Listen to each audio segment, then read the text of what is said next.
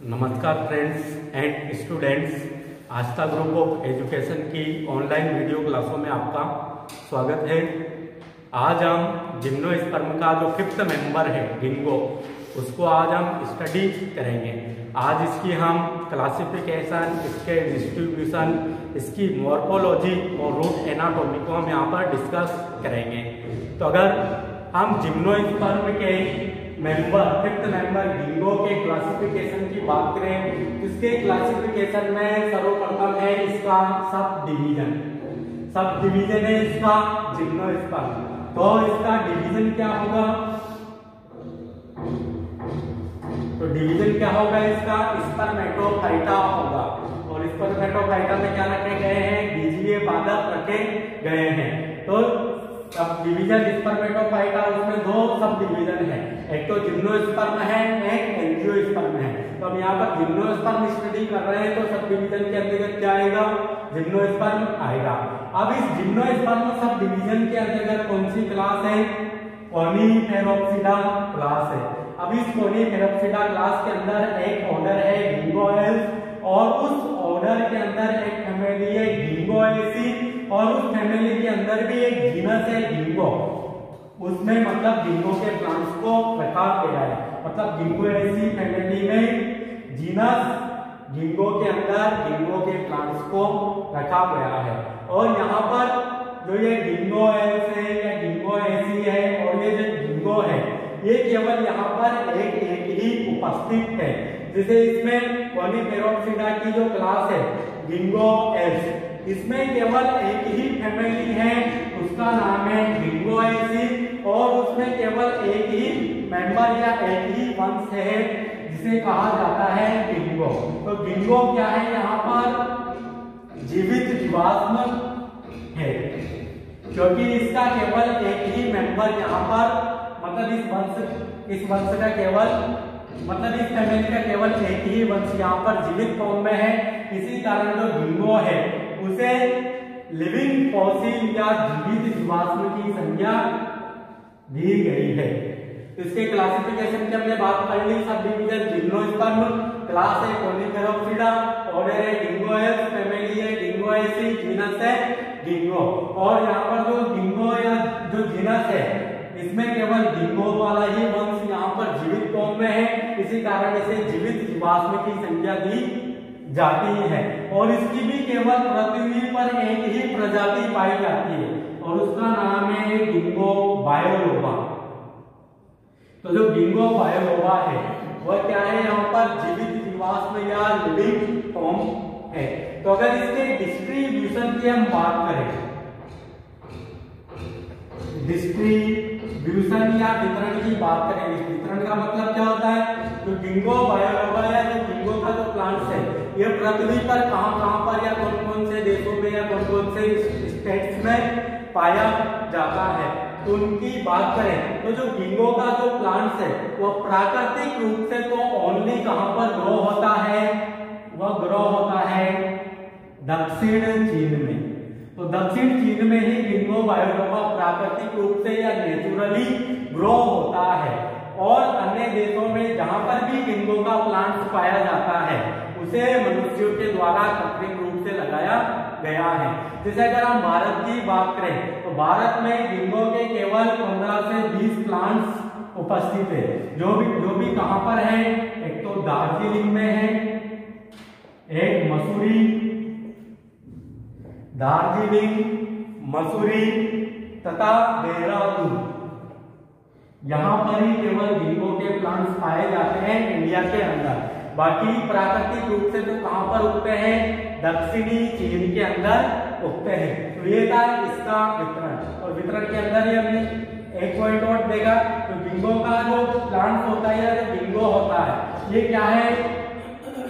Monotypic वंश या monotypic genus में, क्योंकि गिंगो का केवल एक ही जीनस यहाँ पर जीवित है, क्योंकि गिंगोएसी फैमिली के अंदर केवल गिंगो ही जीनस उपस्थित है, अनादर जीनस इसमें नहीं है। इसी कारण इसे लिविंग फॉसिल या जीवित जीवाश्म की संख्या दी जाती है, और इसे ही मोनोटिपिक जीनस या एकल प्ररूपी वंश कहा जाता है। और प्राकृतिक रूप से कहां पर पाया जाता है, दक्षिण चीन में पाया जाता है।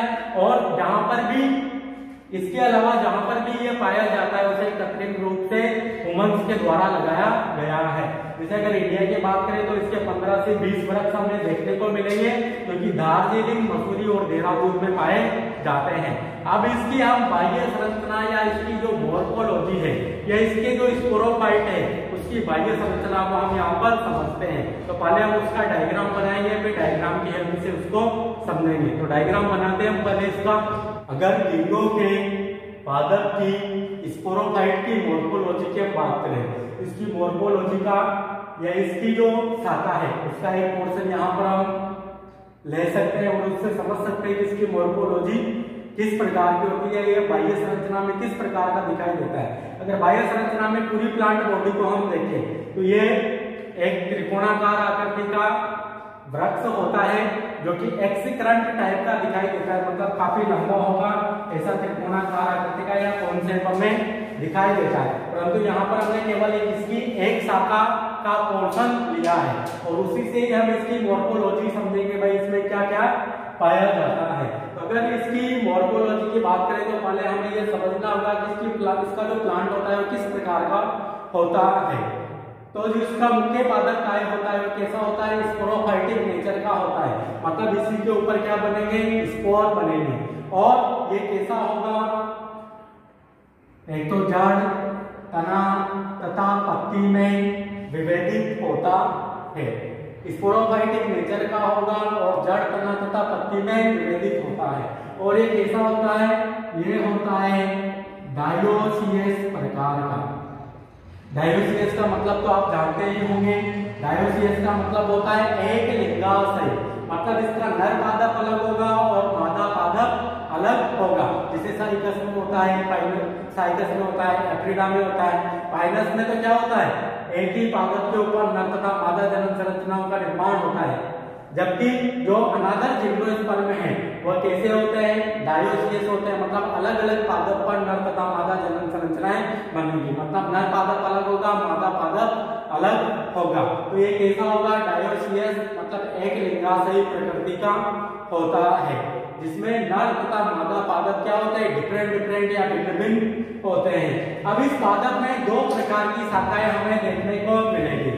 कौन कौन सी शाखाएं होगी, एक तो गोनी शाखा होगी, मतलब द्वार्क ब्रांच, एक लंबी शाखा होगी, मतलब लॉन्ग ब्रांच। तो दो ही प्रकार की शाखाएं हमें देखने को मिलेगी, एक तो द्वार्क ब्रांच, एक लॉन्ग ब्रांच। जो इसकी लॉन्ग ब्रांच होती है या इसकी जो लंबी शाखा होती है, इनकी वृद्धि कैसी होती है, असीमित होती है, मतलब जीवन भर यह वृद्धि करती रहती है।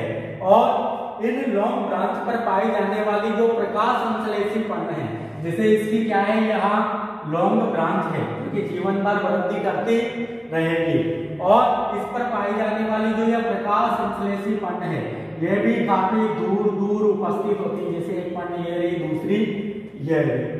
जबकि जो बोनी शाखा है इसकी वृद्धि सीमित होती है, कुछ समय पश्चात जैसे ये बोनी शाखा है या द्वार्क ब्रांच है, या वृद्धि करने के पश्चात इसकी वृद्धि रुक जाती है।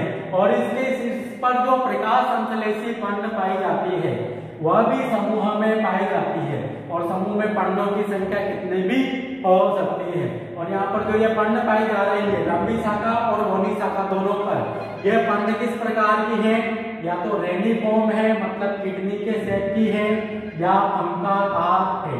तो फंकाकार प्रकार की यहाँ पर पर्ण हमें देखने को मिलेगी।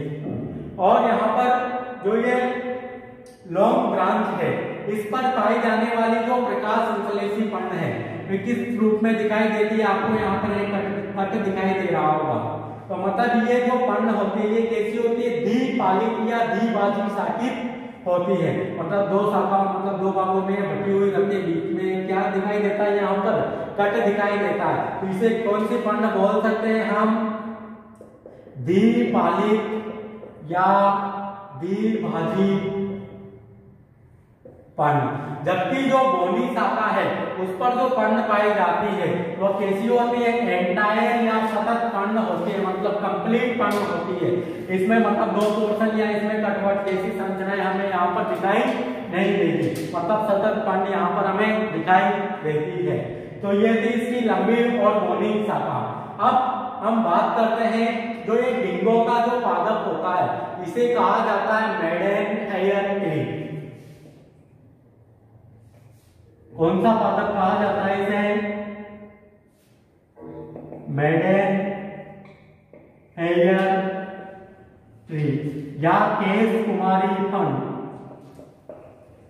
केश कुमारी फंड। अब इसे केश कुमारी फंड क्यों कहा जाता है, इसका रीजन हम यहाँ पर देखते हैं। इसकी पर्ण पर जो सिराएं पाई जाती है वह सिराएं शीर्ष भाग पर जाकर द्विशाखित हो जाती है। जैसे यहाँ से ये सिरा स्टार्ट हो रही है, ये शीर्ष भाग पर जाकर क्या हो जाती है, द्विशाखित, मतलब दो प्रांतों में बट जाती है। और ये सिराएं किन पर्णों पर पाई जाती है, दोनों ही प्रकार की प्रकाश संश्लेषी पर्णों पर पाई जाती है। लंबी जो शाखा है उस पर पाई जाने वाले प्रकाश संश्लेषी पर्ण पर भी पाई जाएगी, और जो बोनी शाखा है उस पर पाए जाने वाले प्रकाश संश्लेषी पर्ण पर पाई जाएगी। और इनके जो पर्णवृंत होते हैं उन पर भी यह पाई, मतलब उन पर भी थोड़ा बहुत मात्रा में ये जो पर्णवृंत है ये भी चमकीले दिखाई देते हैं। एक तो शिलाओं के द्वारा जो इनके जो पर्णक है वह तो चमकीले दिखाई देंगे, साथ में इनके जो पर्णवृंत है वह भी चमकीले दिखाई देते हैं। मतलब एक जो लड़की होती है उसके जो चमकीले बाल होते हैं उसी की तरह यहाँ पर ये सिराएं और जो ये पर्णवृंत है ये चमकीले दिखाई देते हैं। इसी कारण जो डिंगो का जो प्लांट्स होता है इसे केश कुमारी फंड या मेडन हेयर ट्री भी कहा जाता है। और इसके अगर रूट्स की हम बात करें तो इसकी जो रूट्स होती है वह किस प्रकार की होती है, मूसला मूल प्रकृति की होती है। जैसे कि डाइकोट जो प्लांट्स होते हैं या जो द्विबीजपत्री जो प्लांट्स होते हैं उसी तरह की यहाँ पर मूल्स पाई जाएगी, जिसमें रेडियल वेस्कुलर बंडल पाए जाएंगे, मतलब जाइलम और फ्लोएम पृथक पृथक रूप से अरेंज होते हैं। तो ये थी इसकी स्पोरोफाइटिक बाह्य संरचना। बाह्य संरचना में क्या क्या दिखाई देता है, एक तो इसकी पर्ण दिखाई देती है, लंबी और बोनी शाखाएं हमें दिखाई देती है। ऐसी ही संरचना यहाँ पर हमें देखने को मिलेगी। तो दोबारा से देख लीजिए इसे। बाह्य संरचना में यह पादप किस प्रकार का है, डायोसियस प्रकार का है, मतलब नर तथा मादा पादप अलग अलग होंगे और एक्स करंट प्रकार का ये पादप हमें दिखाई देता है। इसमें दो प्रकार की शाखाएं पाई जाती है, एक तो बोनी शाखा, एक लंबी शाखा। लंबी शाखा की वृद्धि हमेशा ही होती रहती है, इसी कारण इन्हें असीमित वृद्धि वाली शाखाएं भी कहा जाता है। और इन पर पाई जाने वाली जो प्रकाश संश्लेषी पर्ण है वो दूर दूर व्यवस्थित होती है। उसी प्रकार अगर बोनी शाखा की बात करें तो इनकी वृद्धि असीमित होती है, इसी कारण इनकी वृद्धि सीमित होती है, इसी कारण इन्हें सीमित वृद्धि वाली शाखा भी कहा जाता है। और इनके शीर्ष भाग पर जो प्रकाश संश्लेषी पर्ण पाई जाती है वो समूह के रूप में व्यवस्थित होती है। इसी प्रकार अगर हम लंबी शाखाओं पर जो प्रकाश संश्लेषी पर्ण पाई जा रही है उनकी बात करें तो ये कैसी होती है, काफी बड़ी होती है और द्विपालिक या द्विबाजी शाखित होती है। और इन पर जो सिराएं पाई जाती है वह भी शीर्ष भाग पर जाकर द्विशाखित हो जाती है। जबकि बोनी शाखाओं पर जो प्रकाश संश्लेषी पर्ण पाई जाती है वह कैसी होती है, छोटी होती है और सतत या एंटायर होती है, मतलब इसमें कटवट नहीं पाए जाएंगे। और इन पर भी पाई जाने वाली सिराएं शीर्ष भाग पर जाकर द्विशाखित हो जाती है। और डिंगो के पादप को क्या कहा जाता है, मेडन हेयर ट्री या केश कुमारी पर्ण कहा जाता है। क्योंकि आप क्यों कहा जाता है, क्योंकि इन पर्णों के जो पर्णवृंत होते हैं और इनकी जो सिराएं होती है प्रकाश संश्लेषी पर्ण की, ये चमकीली प्रकृति की होती है, जो कि एक सुंदर कन्या के बालों की तरह चमकती हुई दिखाई देती है। इसी कारण इसे केश कुमारी पर्ण भी कहा जाता है। अब इसके बाद बात करेंगे हम इसकी जो जड़ होती है वह भी कैसी, मूसला मूल प्रकृति की या मूसला प्रकृति की। उसकी आंतरिक संरचना को हम यहाँ पर देखेंगे। तो पहले उसका डायग्राम बनाएंगे, फिर उसकी आंतरिक संरचना को हम यहाँ पर डिस्कस करेंगे। अगर जड़ की आंतरिक संरचना को देखें तो जड़ की आंतरिक संरचना इस प्रकार की हमें दिखाई देती है। ये इसका लीनियर डायग्राम है। अगर सेलुलर बनाना हो तो आप सेलुलर भी बना सकते हो। इसकी आंतरिक संरचना में कौन कौन से पोर्शन हमें दिखाई देते हैं, तो सर्वप्रथम दिखाई देता है हमें एपिब्लेमा, इसके बाद कोर्टेक्स वाला पोर्शन और कोर्टेक्स की अंतिम परत एंडोडर्मिस, उसके बाद पेरिसाइकल और उसके बाद इसका स्टील रीजन वाला पोर्शन हमें दिखाई देता है। तो एक एक पोर्शन को हम काफी सरलता से यहाँ पर समझते हैं। तो अगर हम एपिब्लेमा की बात करें तो जो एपिब्लेमा है ये जड़ की आउटर मोस्ट कवरिंग होती है, मतलब जड़ की जो सबसे बाह्यतम परत होती है, मतलब जड़ जब टीएस काटते हैं तो सबसे जो बाह्यतम जो परत हमें दिखाई देती है उसे कहा जाता है एपिब्लेमा। और ये एक स्तरीय कोशिकाओं से मिलकर बनी हुई होती है, मतलब कोशिकाओं का स्तर इसमें क्या पाया जाएगा, केवल एक ही पाया जाएगा। और इसका कार्य क्या है, यह जड़ की सुरक्षा का कार्य या जड़ की जो आंतरिक ऊतक है उनकी सुरक्षा का कार्य करती है। इसके बाद हम बात करते हैं कोर्टेक्स। तो अगर कोर्टेक्स की बात करें तो एपिब्लेमा से घिरा हुआ जो पोर्शन होता है और कहां तक होता है, पेरिसाइकल तक। एपिब्लेमा से पेरिसाइकल तक या एंडोडर्मिस तक कोशिकाओं से बना हुआ जो जितना भी जो क्षेत्र है उसे कोर्टेक्स कहा जाता है। और ये कोर्टेक्स काफी बड़ा होता है जड़ का, मतलब जड़ का काफी विस्तृत क्षेत्र है। और इसमें क्या क्या पाए जाते हैं कोर्टेक्स की कोशिकाओं के अंदर, तो कोर्टेक्स की कोशिकाओं के अंदर हमें स्टार्च ग्रेन्यूल्स या स्टार्च कण, कुछ मात्रा में सेलेस्मियल नलिकाएं और कुछ मात्रा में टेनिन सेल्स, मतलब ऐसी कोशिकाएं जिनमें टेनिन भरा हुआ होगा, ये हमें यहाँ पर देखने को मिल सकती है। तो कोर्टेक्स में याद रखना है आपको, बहुस्तरीय क्षेत्र होता है जो कि पैरेन्काइमेटस कोशिकाओं से मिलकर बना हुआ होता है। और कहां से कहां तक पाया जाता है, एपिब्लेमा से लेकर स्टील रीजन तक या रंग क्षेत्र तक पाया जाता है। और इसकी कोशिकाओं में क्या क्या भरा हुआ मिल सकता है आपको, स्टार्च कण मिल सकते हैं, टेनिन मिल सकता है जिसके कारण इन्हें टेनिन सेल्स कहा जाता है, और कुछ मात्रा में इसमें सेलेस्मियल नलिकाएं भी आपको देखने को मिल सकती है। अब कोर्टेक्स के बाद जो क्षेत्र है वो कौन सा है, एंडोडर्मिस वाला क्षेत्र है। तो एंडोडर्मिस का निर्माण किसके द्वारा होता है, तो जो कोर्टेक्स की जो अंतिम परत होती है वह विभेदित होकर किसके रूप में कन्वर्ट हो जाती है, एंडोडर्मिस के रूप में कन्वर्ट हो जाती है। मतलब कोर्टेक्स की अंतिम परत एंडोडर्मिस का मतलब एंडोडर्मिस में रूपांतरित हो जाती है, जिसमें क्या होती है, मार्ग कोशिकाएं तथा कैस्पेरियन पट्टिकाएं उपस्थित होती है। क्या क्या पाया जाएगा, एक तो मार्ग कोशिकाएं पाई जाएगी एंडोडर्मिस के अंदर, और कैस्पेरियन स्ट्रिप्स या कैस्पेरियन पट्टिकाएं यहाँ पर हमें देखने को मिलेगी। इसके बाद बात करेंगे हम रंभ क्षेत्र की। अब जो ये रंभ क्षेत्र होता है ये जड़ का केंद्रीय भाग होता है, जो कि किससे घिरा हुआ होता है, एक स्तरीय पेरिसाइकल से घिरा हुआ होता है। रंभ क्षेत्र में जाइलम तथा फ्लोएम पाए जाते हैं, जो कि जल तथा भोज्य पदार्थों का संवहन करते हैं। जाइलम में आपको वाहिका नहीं देखने को मिलेगी क्योंकि जिम्नोस्पर्म पढ़ रहे हैं, तो वाहिका यहाँ पर एब्सेंट होगी।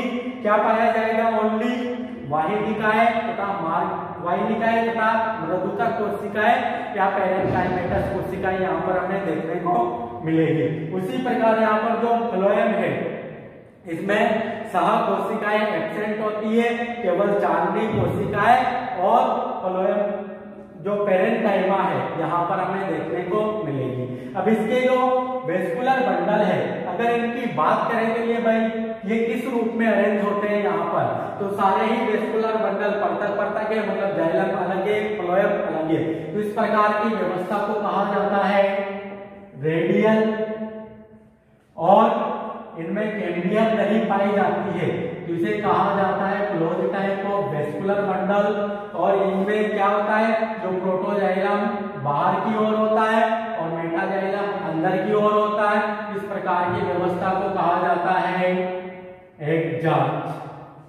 तो वेस्कुलर बंडल कैसे हैं, रेडियल है, क्लोज है और एग्जार्च प्रकार के है और यहाँ पर जाइलम और फ्लोएम दोनों की संख्या 2-2 है, तो इस व्यवस्था को कहा जाता है डायआर्च।